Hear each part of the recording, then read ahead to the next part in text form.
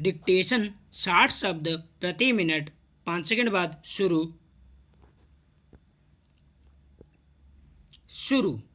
नरेंद्र मोदी सरकार द्वारा शुरू किया गया वस्तु एवं सेवा कर जीएसटी ने अनेक कमियों के बावजूद उपभोक्ताओं और उत्पादकों के लिए जीवन सरल बनाया है, क्योंकि उनको अनेक दरों के बजाय एक दर पर टैक्स देना होता है।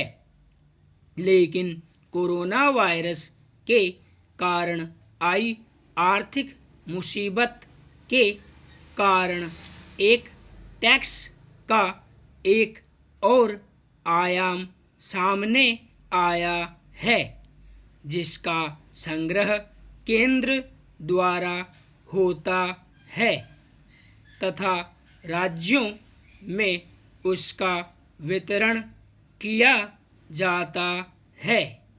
राज्यों को शिकायत है कि उनको केंद्र से समुचित मुआवजा नहीं मिलता है। इससे आगामी जीएसटी परिषद बैठक उत्तेजक होने की संभावना है, खासकर इसलिए भी कि राजनीतिक परिदृश्य गर्म हो रहा है।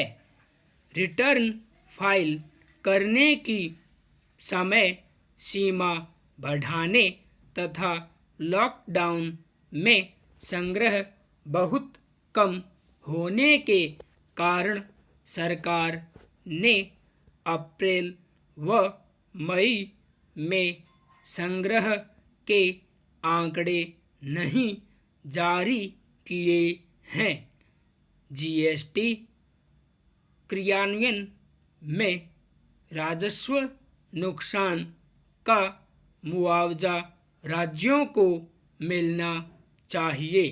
जीएसटी लागू होने के समय राजस्व घटने पर 14% भरपाई की गारंटी की गई थी, पर उसका भुगतान इस वित्त वर्ष या 2022 तक किसी वित्त वर्ष में होना संभव नहीं दिखता है, क्योंकि आर्थिक सुस्ती के कारण केंद्र को घाटा हुआ है। ऐसे में राज्य स्पष्ट रूप से दुविधा में हैं, क्योंकि उनमें से अधिकांश कोविड-19 बढ़ने के कारण स्वास्थ्य ढांचे पर दबाव से प्रभावित हैं।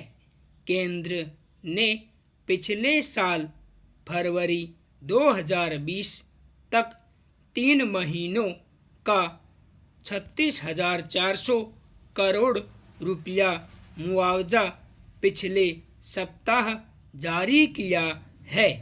मुआवजा फंड में उपकर संग्रह में कमी के साथ ही राज्यों को जीएसटी मुआवजे के मामले में निर्भरता तथा कोविड-19 वैश्विक महामारी के कारण उनके अपने राजस्व में तेजी से गिरावट से समस्या और गंभीर हो गई है।